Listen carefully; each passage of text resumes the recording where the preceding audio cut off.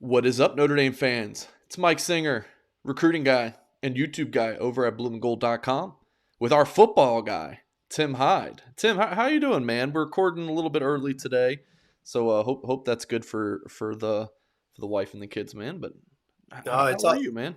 All's good. I'm excited. It's one day closer to real football here in a couple months. So I'm really excited that spring's closing out. We're gonna have a fun time on Saturday, and we start getting ready for the real season. Finally. Yep. Tim and I will do a post game live show, 10 minutes or so after the stream on Peacock is done. And for those wondering, where's Mike Goolsby? Where's Mike Goolsby?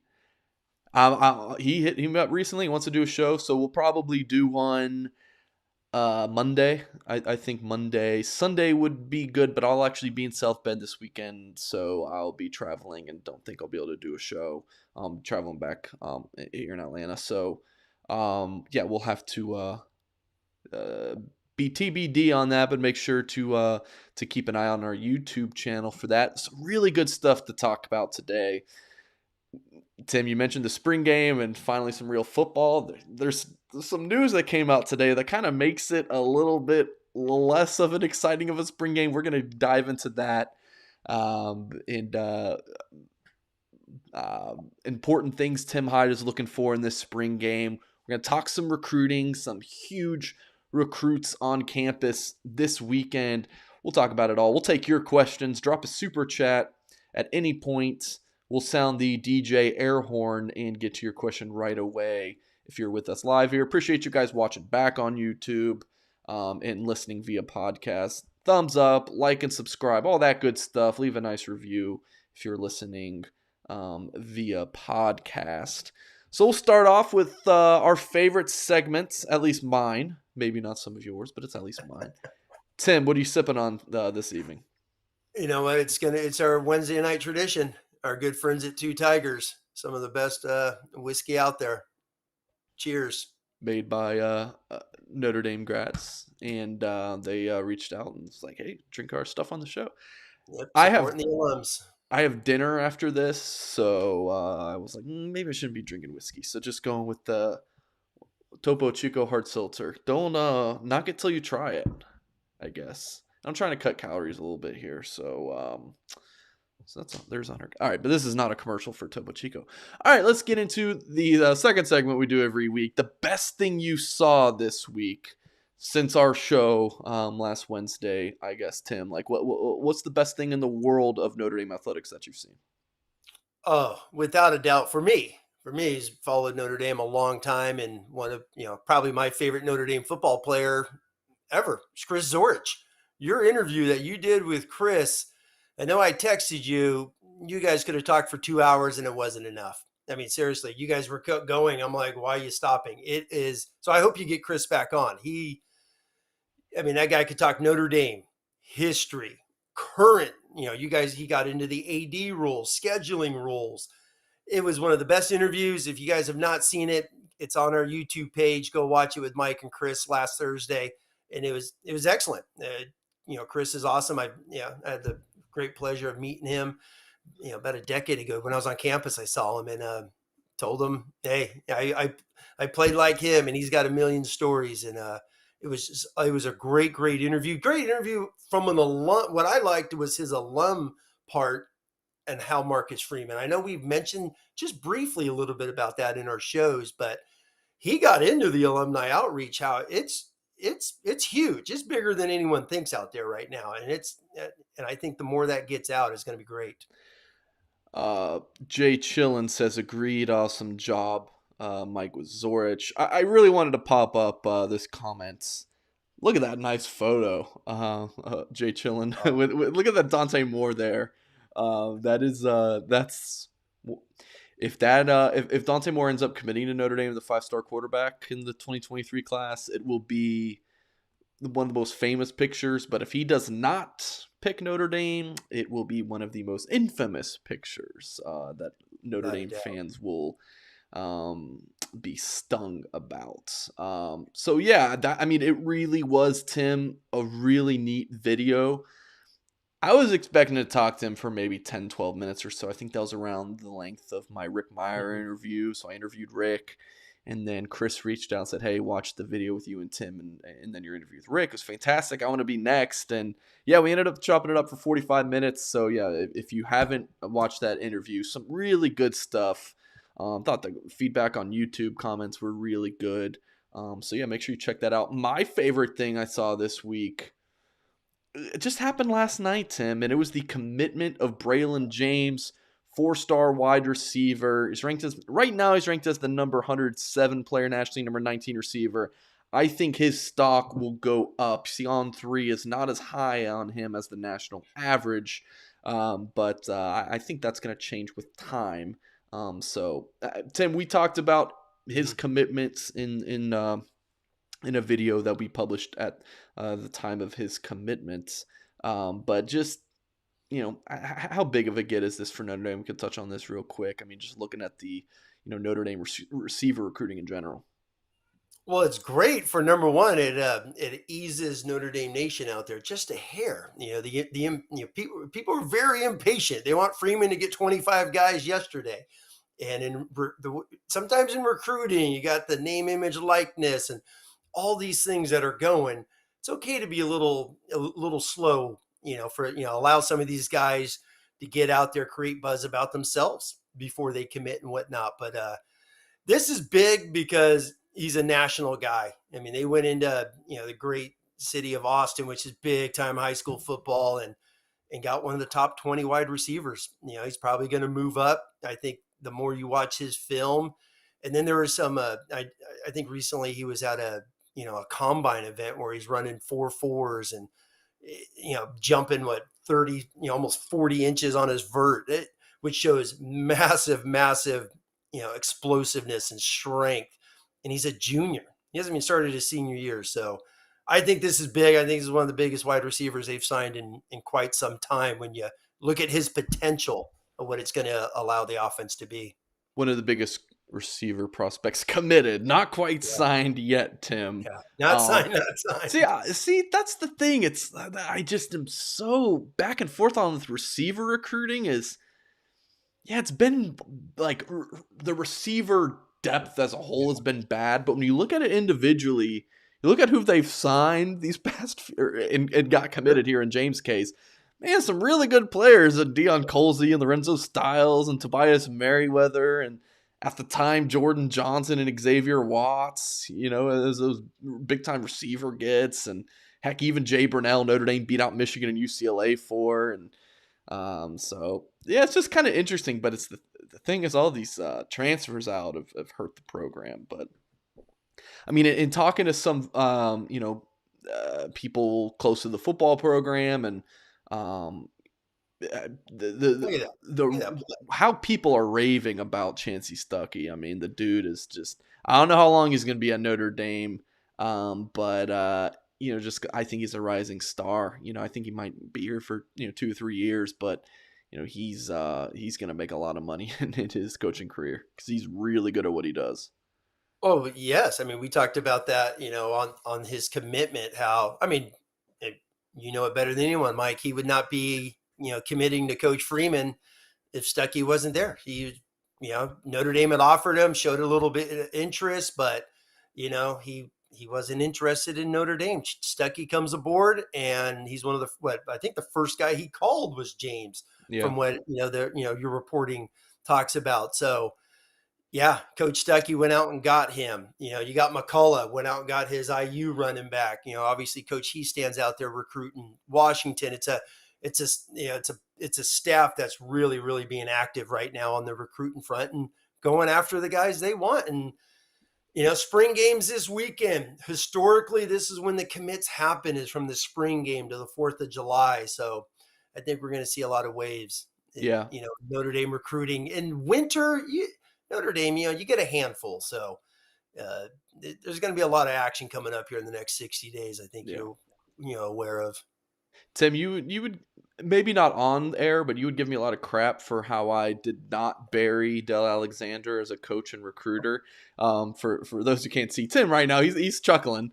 And I just always kind of see the glass half full, and we'd give people the benefit of the doubt to my own fault apparently. And yeah, he dropped the ball big time on Braylon James. Like, I mean, Yeah. when I interviewed Braylon and I talked about this in his commitment video, I was like, how is this just now starting to lean towards Notre Dame? Because I mean, he is a Notre Dame kid, so.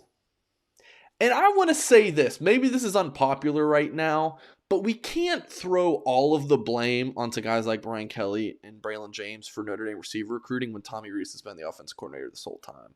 So, but I think Rees has been a lot more active as a recruiter, and Rees was a big reason that James picked Notre Dame, and Rees handpicked Stuckey as a receivers coach. A lot Yep. of people wanted Shepard from Purdue, and obviously Holman Wiggins from Alabama, and then yeah, I think personally I believe that Wiggins was the first choice, and then they went out and he got himself a raise and stayed at Alabama, and then it was Stuckey. A lot of people wanted Notre Dame fans, I should say, wanted Shepard over Stuckey, and I think Notre Dame did a pretty good job in choosing Stuckey. I think he's meshed really well with the Notre Dame staff. But yeah, that was a Sure. long best thing we saw this week. I think we're ready to move on.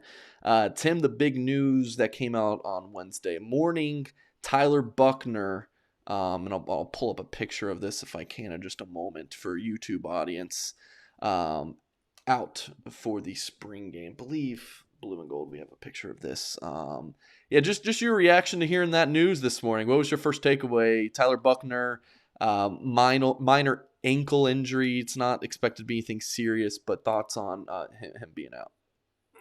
Ice it and get ready for Columbus, Ohio. That was my first take. I mean, nothing's been stated and said or whatnot, but I mean, I'm expecting him to be the starting quarterback this year. So he gets hurt falling down or walking down the stairs, sprains his ankle. Hey, get it out of the way, right? Get it out of the way, pack it in ice, and let's get ready. So no, it's unfortunate, because he's had it sounds like a heck of a spring. I think the anticipation of him and you need what's his most important or most, his assets or his feet, his legs, right? So, you know, if you're going to get injured, get it now. But it's an ankle injury. Tape it up. Get ready to rock and roll. I know Coach Freeman said today if they're playing this week, he would play. Whether that's coach speak, who knows? But yeah, it's unfortunate just because you want to see him run around. Not that you were going to see the offensive playbook come out Saturday on Peacock Television, but just to watch him run around and have some fun and start to get excited for what's going to happen here that first weekend in September. You got your Peacock subscription yet, Tim? Oh, I'm ready to go. I'm ready. You know what? Not to be a commercial for them, but hey, for the Notre Dame people, you got to watch the Joe Montana documentary. Outstanding. So if you got Peacock out there, watch the Joe Montana. Just for the Notre Dame, the first episode, Notre Dame film is priceless. Sure That goes thing. on. I would talk about why I like Peacock, but I don't want to be a commercial for them either, and Tim will make fun of me. So we'll move along. There's some good stuff on there. There is some good stuff on there. I will say that. What kind of like Notre Dame fans are kind of like, man, the important, maybe not importance is the right word, maybe excitement about the spring game is kind of gone because Tyler Buchner was more or less the main attraction. Like everyone wanted to see what he's got. I think if you're a Notre Dame fan, you're thinking, I know what Drew Pine is. Like I'm not expecting to see anything crazy. Mm-hmm. Yeah, I'm excited about Steve Angeli, of course. Maybe Stephen Ron Paulus and Sure. what he can offer. But I don't know. Is it unfair to not be as excited about this game now? I mean, I'm Notre Dame fans. If you're going to the game and now you're like, I don't know if I want to go to the game because of Buckner. Like, go and support your Yeah. team. You're gonna have a fun time. Just go have a good time. Help a great atmosphere to impress recruits. Like, just go. But still, like it's got to be a little less exciting with Buckner not being there. True, but this is not like they're unveiling, Jimmy Clausen, in 2007 and whatnot. But it's a little different feel, I would say. But at the same time, you are right because the anticipation of him being the guy stepping into his sophomore year, taking over the offense, and just to watch him run around, throw a few passes to a few guys, and they're like I said, they're not going to run quarterback ISOs and powers to show Ohio State what they're going to be doing. But just to see him out there, yes, it's a little kick in the pants, so to speak. But Pine's going to play a lot, and then really in spring games, hey, let's see what the freshman is in Jelly. What's it going to look like for down the road, and you start to get that type of anticipation. But yeah, it was a bummer when you saw the news when they're doing their draft and everything, and the news came out about Buckner. So that was a bummer. That was a bummer. Just moving forward. Do you have any conspiracies on this, Tim? Are you in the camp of, well, why show Ohio State anything, even though we have like a couple hundred snaps or however many snaps Oh Buckner played last year in film? Do you have any conspiracies here? I mean, when man, I hear tripping down the stairs or whatever it was, I'm like, maybe I don't know. I'm like mostly kidding here, but I don't know, Tim. Any Exactly. conspiracies? Because yeah. I mean, don't take it serious. I actually posted that on the message board today, and everyone thought I was serious. I Like thought you were serious. I know you were. I was like, whoa, You got to whoa, put it hey, in your sarcasm font, Tim. You do love your conspiracies, so that's hey, why. but hey, not that this is happening, but still, right? He's an Ohio State alum. He's going into Columbus, where he was a 4-year player, team captain. Do you hide a little bit?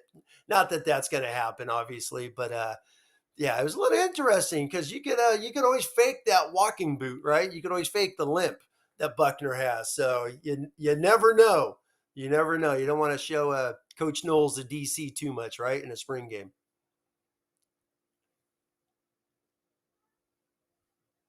Mute.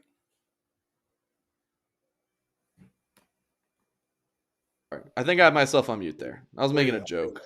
Naptown Cooler says he believes the conspiracy, then I will as well. Sorry about that. I was go. You doing something in never the background. know. You never know.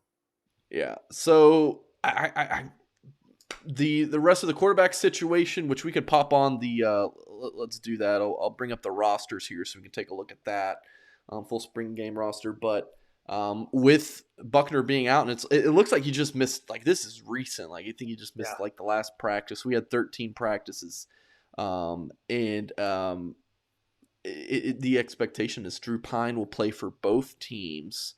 Let's see if I can get this on the screen here. So there you have it. He is on Team Blue and Team Gold. And then you'll have Ron Paulus also on Team Blue and Steve Angeli on Team Gold. So any thoughts on Pine, Paulus, Angeli? Like I said, like I love Drew Pine, but how much more of a ceiling does he have at this point? I agree. I mean, he's been there, I mean, we kind of know what we're going to get, from him, at least, from what we've seen in his 2 years and obviously his, his play that he did last year. But it's a spring game and you don't want to read too much into this because we're going to see a lot more walk-on wide receivers than we are scholarship receivers on Saturday. So let's remember that, and there's still some really good football players going to be coming in the fall. Obviously, a tight end, Merriweather at wide receiver. That's going to obviously be thrown into the fire on day one when fall camp starts for him at wide receiver. So, yeah, I mean, let's don't get too upset, too excited. It's a spring game. Everyone's going to play. And if Buckner was there, he would have gotten a few snaps, probably played one half, and then let the other guys go in the second half, I'm sure. So I know people are talking about the reps. Oh, he hasn't played a lot. I mean, seriously, I think the 13 practices and the scrimmages that have been under wraps there by Coach Freeman have been way more vital than what's going to take place Saturday afternoon in South Bend. All right, Tim. Here Ooh, look at we're that. Look at throwing that. you on the spot here. So here's Team Blue offensive line: Blake Fisher, Tosh Baker, Andrew Kristofic, Quinn Murphy, Brendan Wicks, Jarrett Patterson, Josh Lugg. Obviously, Patterson won't actually play, I would assume. Zeke Yeah, Correll. they put injured guys on the rosters. I just noticed earlier. Okay. So, and then over on Team Gold, Zeke Correll, Joe Alt. Go Joe Alt. Michael Carmody, Rocco Spindler, Caleb Johnson, Joey Tenona, Billy Schrouth, Pat Coogan. Which offensive line are you rolling with, Tim? Who would you rather coach or and have out there? That's a good one, right? Because you got Alton Fisher, obviously, or the two alpha males there on that group. Zeke's a heck of a center, and then is it Rocco Kristofik? Is what's going to happen there? Hey, by the way, who's going to snap for Team Blue? Are they going to have to move Carmody over? Hasn't he been the backup center, so to speak, in Maybe spring? So Kristofic can snap. I don't know. yeah, but that's going to be one of my five things we talk about is that Kristofik battle at guard. So how does that play out? It's going to be interesting, because obviously there are a few guys short here and there. So are they going to have to rotate a few guys to get some reps? But what I want to know, and I have not studied the rosters, by the way. I did not get up, I guess, early enough to get a seat and watch the live show I on I haven't YouTube. even looked at this either, to be honest with you. So I want to know who's blocking Foskey. Who is it? Is it Fisher or Alt? Yeah, it Where's seems. Foskey? I Scroll mean, down. Let's see the D line real yeah. quick. Well, the team blue. If Patterson's out, got one, Yeah, two, Patterson's three, out. 4, 5, 6, and then for gold, I'm guessing Tanona's out. Strouth is out. Yeah, the bottom three are all out. So, Coogan's out as well. So then is Coogan's out? well, he hasn't been practicing, right? Hasn't he been out with an injury? Shoot, I don't know. Yeah, I'm I just the mean, recruiting guy.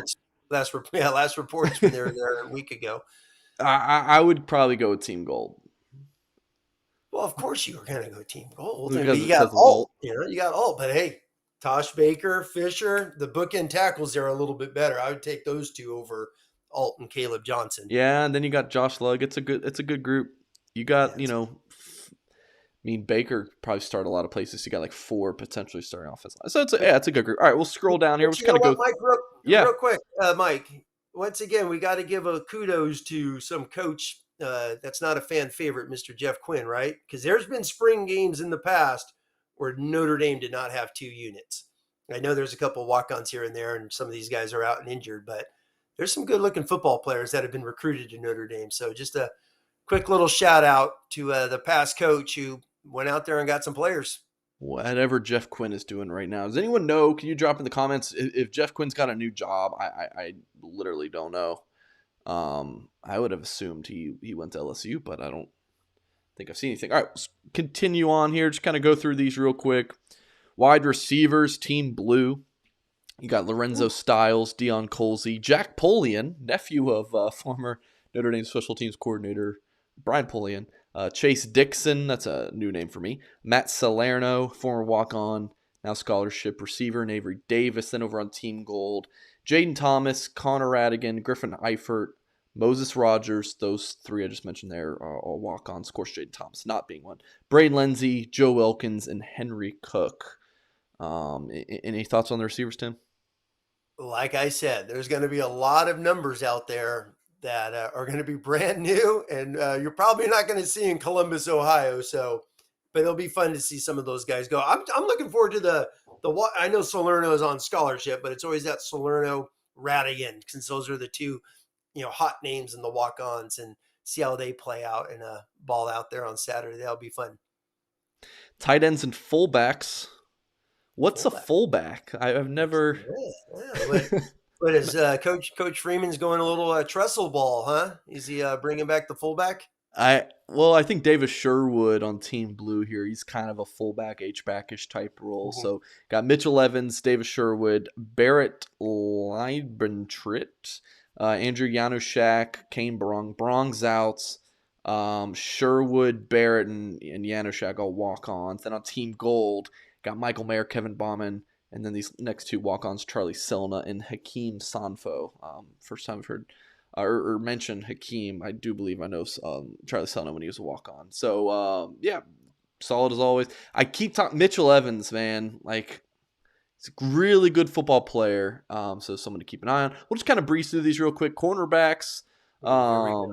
This is a good group here on Team Blue. Clarence Lewis, Ryan Barnes, Chance Tucker, Jaden Simonson, and Tariq Bracy. Then over on Team Gold, Jaden Mickey, Philip Riley, Jaden Bellamy, and Cam Hart. So all but one scholarship players, Jaden Simonson, who I don't even remember committing to Notre Dame as a walk-on, but I've seen him in a lot of videos and whatnot. So there's your group there. Safeties, Team Blue, Ramon Henderson, Justin Walters, Houston Griffith, Eddie Scheidler, and then over on Team Gold, Brandon Joseph, Xavier Watts, Marty Auer, DJ Brown, and Mike Graves. I feel like this is kind of getting repetitive. So you'll just have to go to ND Football Twitter if you want to read the rest. There's several other positions. I just don't want to bore people to death here. But yeah, so there's kind of a quick rundown of a few positions. Yeah, so spring game, Tyler Buchner's out. Yeah, it sucks. It kind of loses that big wonder appeal to it. Like, ooh, like what's the quarterback going to do? The rest of the team, I think you kind of got a good idea throughout spring reports and what we put on our blue and gold YouTube videos of who's looking good and whatnot. It's kind of Buckner is that big unknown because quarterback's one of those positions that if you're a very casual football fan, which I don't expect anyone listening to this podcast or watching this video, because if you're spending an hour on this, you are not a casual football fan, but you guys can kind of follow where my train of thought here. Anyone can know, like, is a quarterback hitting his targets or is he not? Like, anyone can kind of figure out are passes being completed. So it's a good opportunity for people to see for themselves Tyler Buchner and get a new evaluation on him of sorts, and they're not going to get it. But I will say this before we move on, Tim, because Steve Angeli's my boy, right? I love Steve Angeli. If he looks really good in that spring game, you know what I'm going to say? I told you so, people. I told you so. And you know what I'm going to say if he stinks? It's just a spring game. I'm totally going to have my cake and eat it too. So but no, it's seriously, in all seriousness, it is just a spring game. So you don't want to overhype anyone because of a spring game, and you also don't want to count anyone out because of one. So just a quick note there. Yeah, and the spring game is really for this year. It feels like it's number one, a billion alums are going to be on campus. It sounds like, and number two, recruits. That's what this is about. The rest of you guys go out there, have some fun. They'll probably have a nice barbecue afterwards and have some good time with the parents that are going to be in town and all that. It's a get together. It's an end of the grind that these guys have been going on for the last 6 weeks. And then you give each other high fives. You close out the semester in your classwork, summertime workouts, and get ready to go to probably one of the biggest games in college football in 2022 in game one. Folks, make sure you hit the thumbs up if you're with us live on YouTube, watching back. Podcast, appreciate you guys as well. Drop super chats at any point, and you can hear that DJ air horn. Let's just give the people a tease.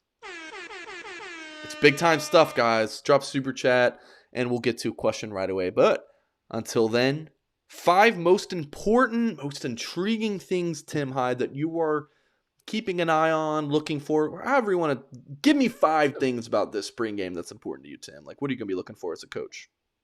Well, the first thing is is the young DBs.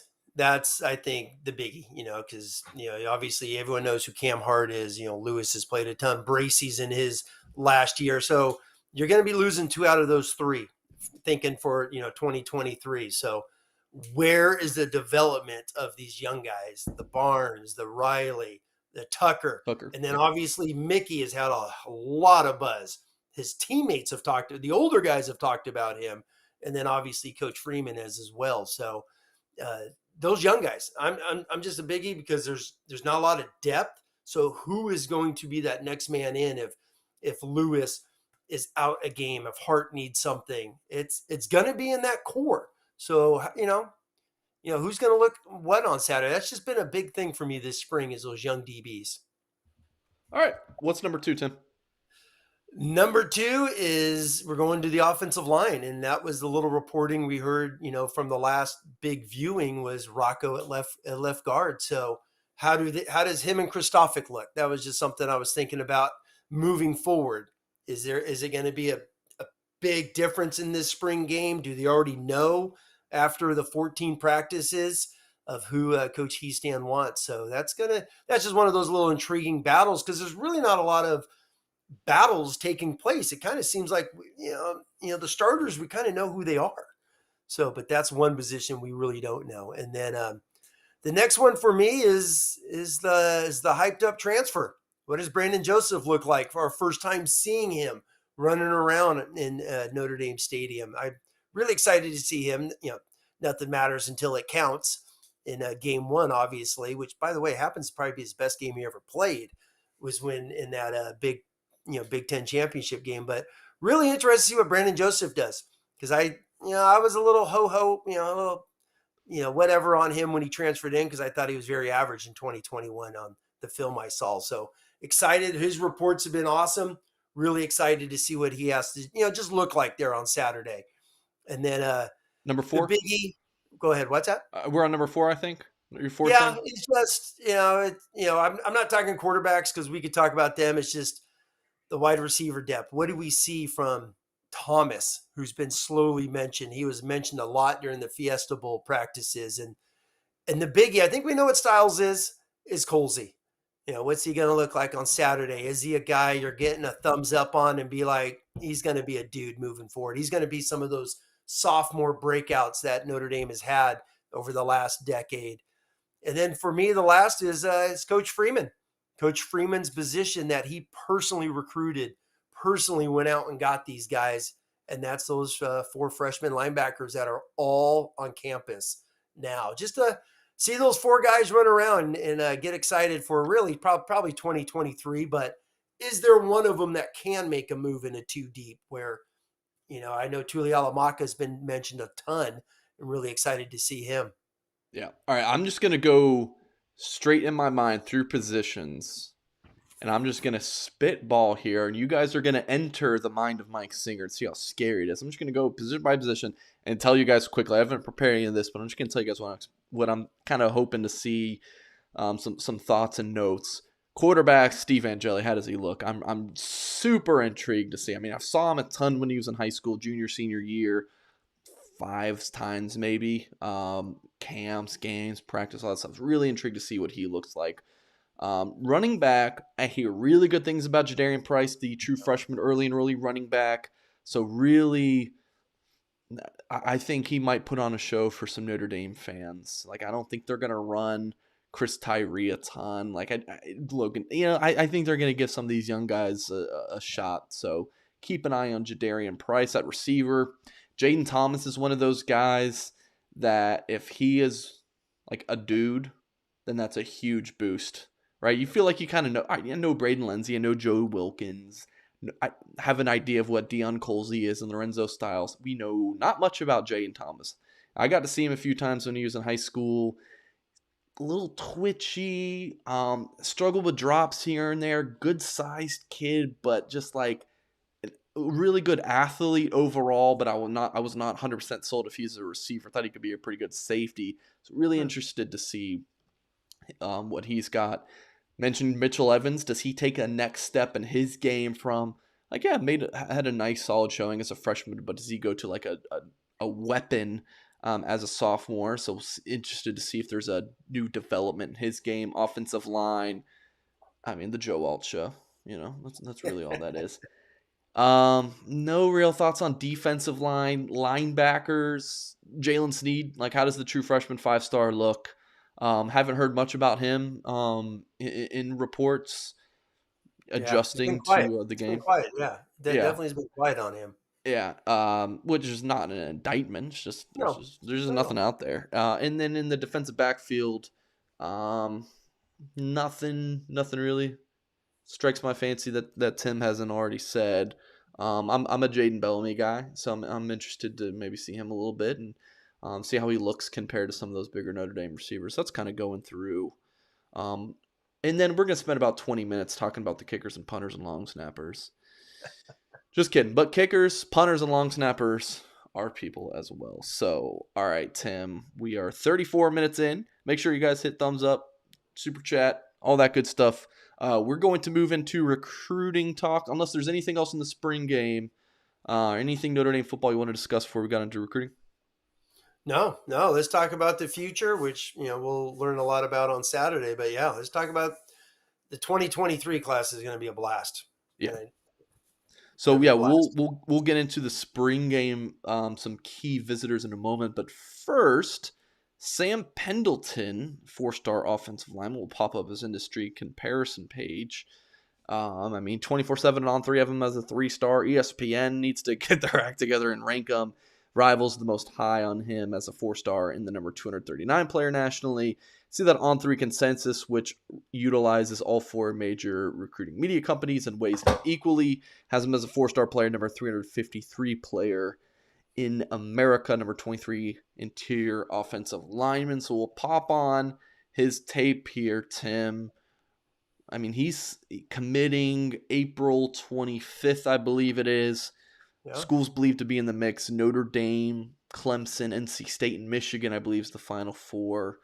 Thoughts on this young man? Notre Dame's considered the favorite to land him. What would you think if the Irish are able to pull it off? Yeah, they're getting a nasty football player. That's some of the first things you notice on this film is his finish, his violent. He's a violent kid. He's a good looking offensive lineman you want to coach and develop. And in reading about him, how this, you'll talk about this, I'm sure, here in a second, is how this recruiting took place, because he's a late offer, and a lot of schools have offered him late, which I kind of like. It's like old school recruiting. You really don't offer a guy or get into a guy until his junior year is completed, which is a rarity in the way recruiting is now. But that's what Sam Pendleton is. He got hot. No one really heard of him until his junior year, and he's out there pancaking the living heck out of everyone. And it's awesome because his offers are big time offers. And obviously Michigan thinks they have him. I know he went to Florida recently. I was reading some reports where the Clemson board, they thought they had him 3 months ago. He was going to commit to Clemson. And then Harry Hiestand calls him, and all of a sudden he's got an offer, and he's like, this is the one I've been waiting on. And that's pretty exciting. When you hear a young man talk about how important Notre Dame is. So he would be a heck of a first one under Coach Hiestand and Coach Freeman's first offensive lineman to get. Yeah, I'm scrolling through his Twitter, and the first offer I can see was Duke early in his junior season, September, and then it didn't really blow up until January-ish.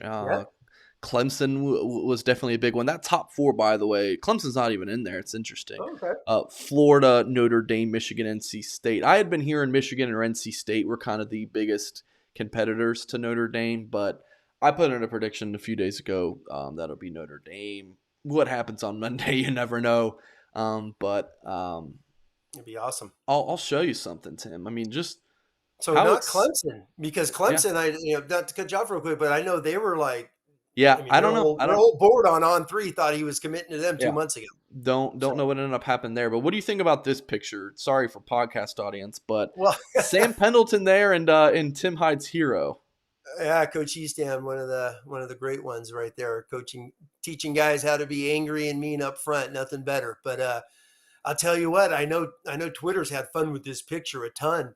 Everyone's talking about 5 guys in the background there, how they're going in there having a couple cheeseburgers, I'm sure, together. But you know what, Mike? I mean, you've talked about it. I know people have talked about it on the message board as well. Like, I mean, these guys look like 2 peas in a pod, loving life right here. And Pendleton's like, I want to get coached by this guy. I want this guy to yell at me and make me better. So hopefully he pulls that green hat out there when he commits here in a few days, which would be huge, because it's such a late offer.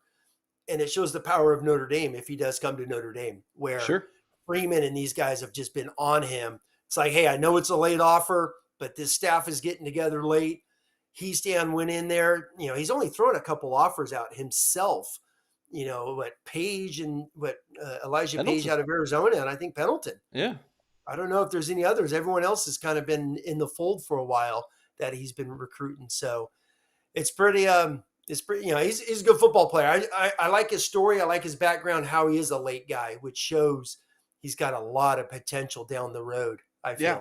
I mean, from I'm guessing this is a silent P, Pfafftown, maybe? I don't know. North Carolina. So North Carolina. Never getting heard a guy of away it. from Mac Brown in his home state, who's one of the best recruiters in the history of college football. Mac Brown's legendary recruiting UNC. Before that, when he was at Oklahoma with Barry Switzer, he is one of the great recruiters. So you're going, he's not even in their finals, so they're pulling him away, which is awesome.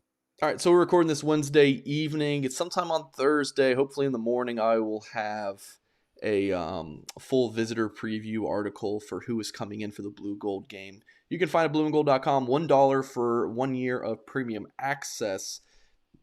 Just that article is worth the admission alone, but then you get to read all of our stuff for a year and get access to our blue and gold premium message board and get involved with that awesome community of Fighting Irish fans. Passionate is the word I would describe them. Maybe not sane all the times, but passionate, yes, and always love a good debate. So if you like talking Notre Always. Dame football, head over to the Loose Emoji message board, which, by the way, Tim's Easter was happened to be on Easter this year. 1 year anniversary of Loose Emojis passing. Todd Burlage, one of our contributing writers, who's been with us at Blue and Gold for 15 years, I believe, worked with Lou for a long, long time. Wrote a fantastic article. You can find it at blueandgold.com. Just kind of a column remembering Lou and the 1 year anniversary of his tragic passing.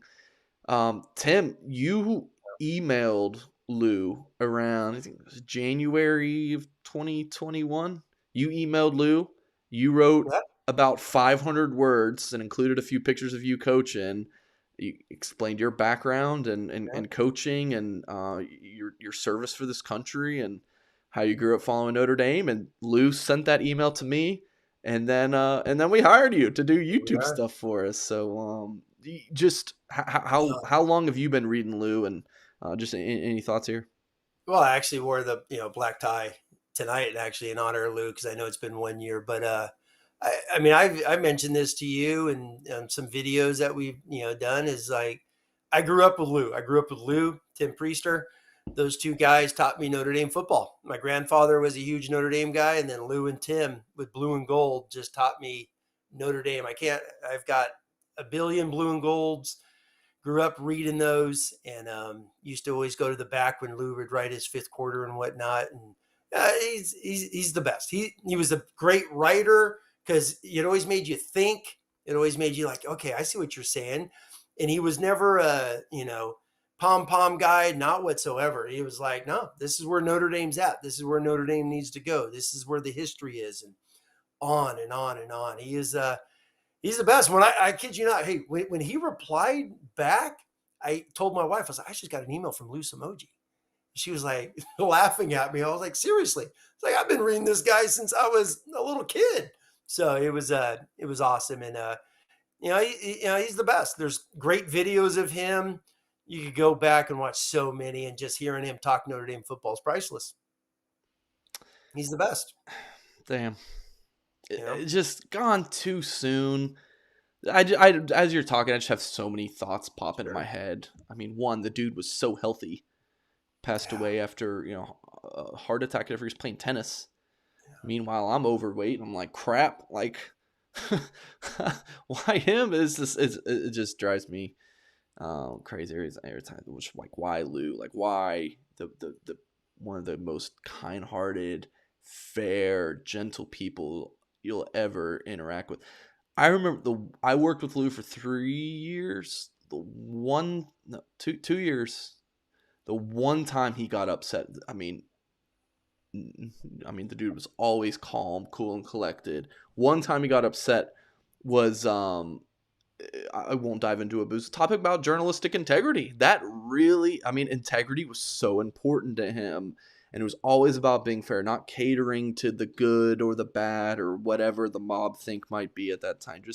Just the best. Man, just always loved reading his stuff. Like, man, just we miss you, Lou. Hope you're telling Rockney up there some of Rockney's stories that he might not remember. Yeah, without a doubt. Exactly. He's probably telling Leahy and Rockney, no, you got it backwards. This is really what happened. Exactly. No, Exactly. you know what? And what you just said there, I mean, he was honest. He got to the point. He was a reporter, and that's what he did. And one of my favorite Lou moments is on YouTube after the debacle against Northwestern in 2014.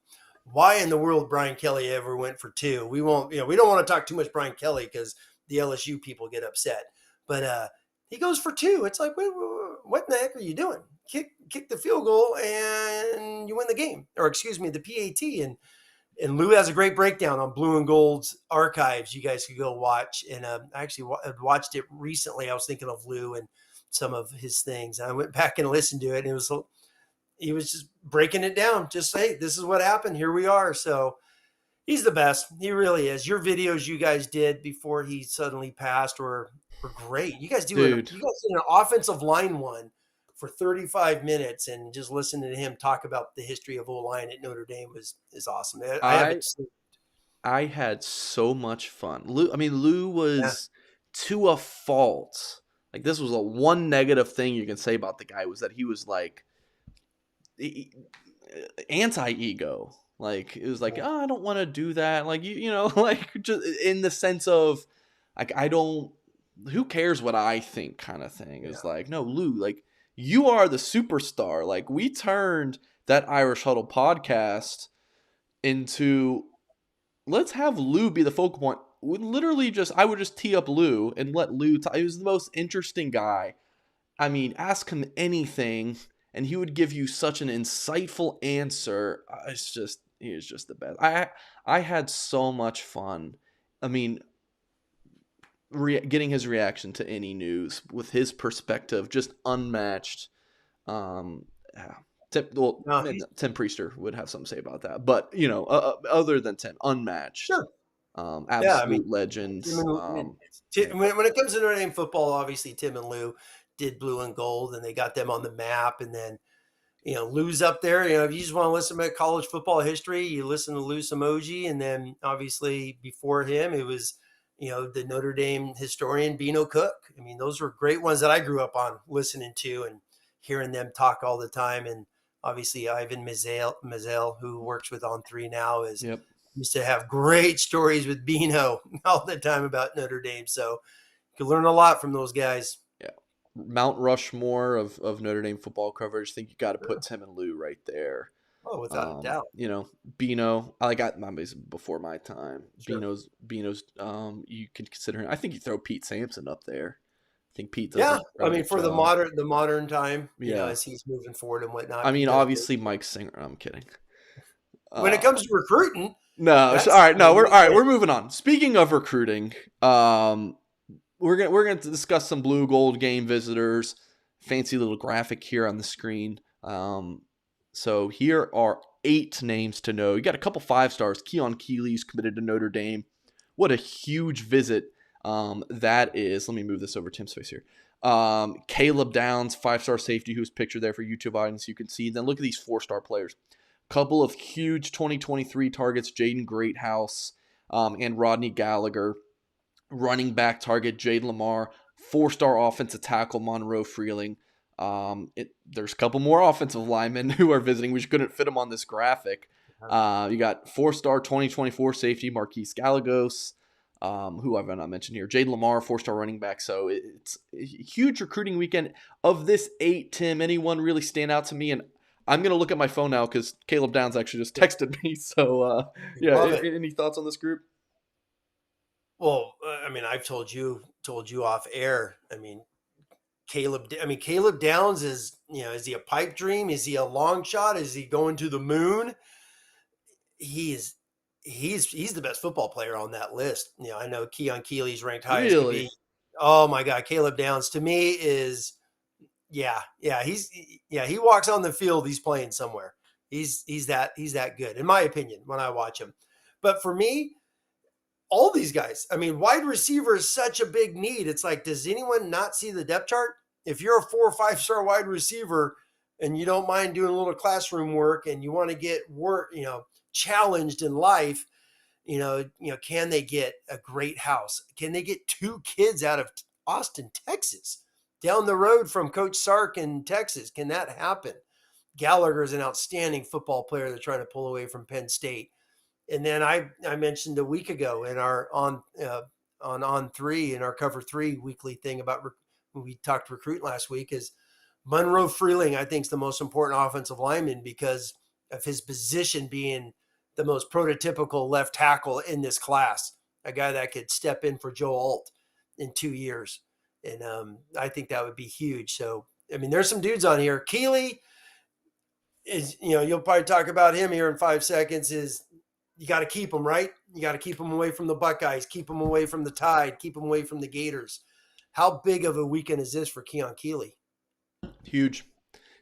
And I don't know if I mentioned Peyton Bowen. That's another one. Like he's, Yeah. visiting, the likes of, I'll move over here, visiting the likes of Oklahoma and Ole Miss since, he committed to Notre Dame.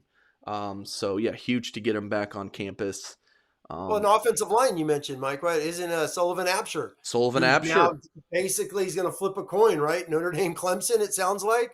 And then Yep. Sarafeld out of Ohio. Is it going to be the Buckeyes or the Irish? I mean, you got some guys that are coming this weekend that are down. Spring games are pretty much done over across the country after this weekend. Coaches are hitting the road on Monday, going to start going out to the April May evaluation period. So you got a handful of guys that are about ready to commit.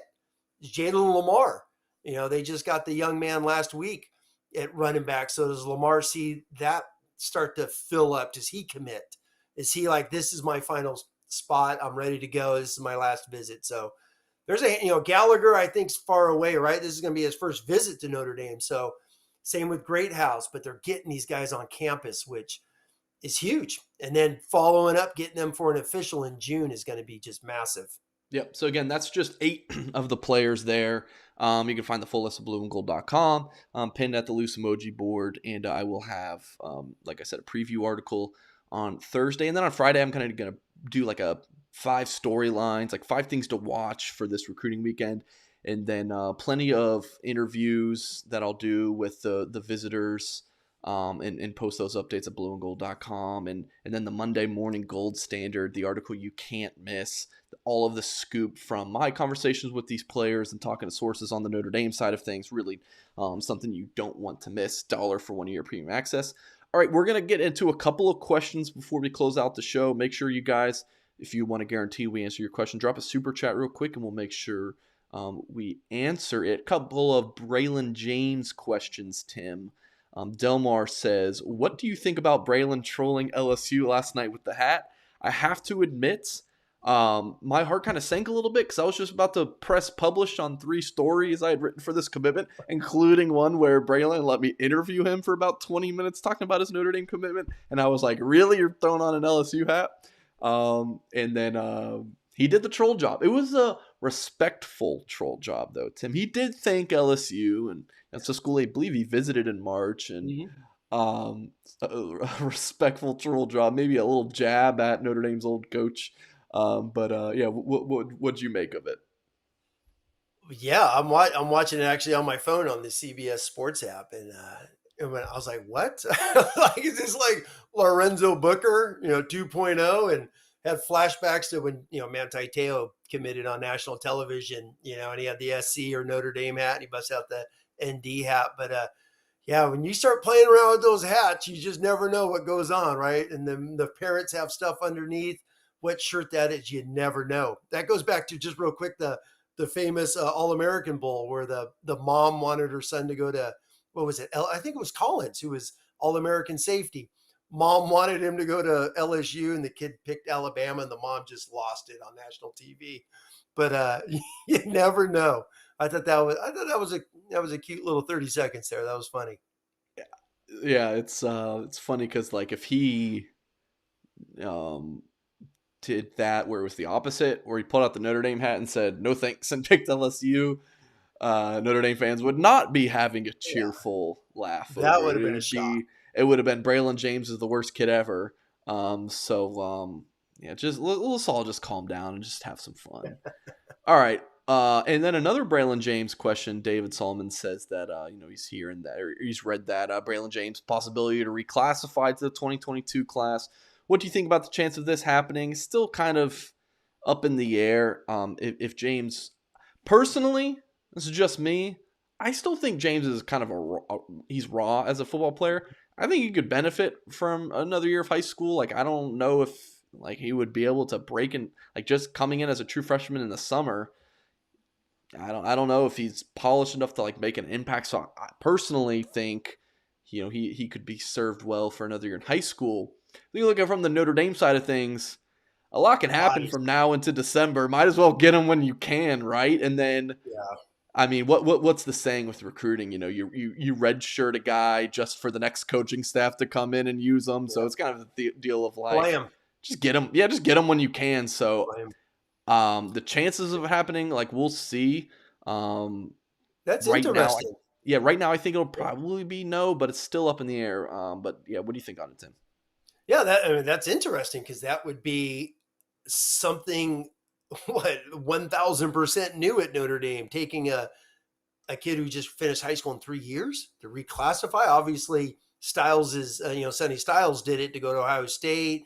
There's been a handful of these guys that are doing it. The wide receiver just did it this week. Who's going to go to JT Oregon? Daniels did it, USC, right? Yeah. No, I did he? I thought he played. Maybe there was another one, but I could be wrong. I could be wrong because Bryce Young replaced him. But I'm I curious think it was about it. But JT. I think it was It could JT. be. No, it could be. But Anyways, the wide receiver just did it, correct? Casper, who is that Tyler his name? Who's Casper. going to Oregon? Yep. Yeah. So there's been a handful of these guys that have done that. But if he's number one, he's a high academic kid. So I don't think academics are an issue. I bet he's got plenty of classes, especially if he has a Stanford offer and more than likely an acceptance into Stanford. So if he could reclassify and Notre Dame gets him on campus in June, yes, take him because you need bodies. And might as well rep them, get them ready for 2023 a year ahead of time. That would be a huge step for Notre Dame moving forward, is what it would be. Sure. Yeah. Between that, the Jabran Payne thing, signed with Indiana, Yes. and then getting him like that's Yes. underclassmen. Taking Brandon. Did Brandon Joseph have his degree? Not yet. No, he still No. has So 2 there. I years. mean, it's a lot of Yes. things here under Marcus Freeman. I think this is my read on some of this stuff. It's not that Notre Dame can't do it. Like we've seen Notre Dame Mhm. basketball take underclass. It's just really difficult. So that's why we didn't see Brian Kelly regime do a lot of these tricky things at Notre Dame. But I just think Marcus Freeman, like his group, they want to win a national championship Yeah. so bad. They're doing whatever they can within the rules to make it happen. Well, that's a great point. Notre Dame can do that. I mean, they brought Amir Carlisle in after 1 year. So, they have Notre Dame, people act like they don't do anything. They have done things. It's who's in charge, correct? Yeah, Who's it's the head tricky. coach? Who's pushing the buttons? Who's pushing these things? Who's going to admin? Who's going to admissions? Who's doing these things? And I think Marcus Freeman, just as you said, is hey, let's change a few things. And if kids are ready and things are here, I mean, look at all the early enrollees they took this year. Early enrollees have been around Notre Dame since, Weiss started bringing them in. But I mean, what was it? Half the class came in early this year. So that's huge. That's huge that Notre Dame is doing more and All more of and your more points. that's Yeah, needed. but Kelly was taking huge early enrollee classes too. I think Yes. 1 year No, they he had 13, was, but 14. this was a big one this year. Yeah, that's about on par. Was it okay? About 10 or 12, it seemed like. Yeah, It just seemed like a big chunk. yeah. I think the 2021 class, it was like 13 of the 27. Wow. Was it that Yeah, many? Wow. I think that Okay. might have been the record. Yeah, this past Gotcha. class was a little smaller, but regardless, yeah, A lot of bodies. we're on the same wavelength there. Yes. So all right, cool. I think I think we're good to wrap this up. Appreciate you guys. If you're just now joining us, just refresh the video. Just watch us back from the beginning. Yeah, we do this show every Wednesday, so you can catch us back next Wednesday. Ashton Pollard's voice is improving, so we're really excited to get her back on the show here soon. So Blue Gold game coverage, the actual game, recruiting, all at blueandgold.com, $1 for 1 year of premium access. We appreciate you guys, and you have a great rest of your day.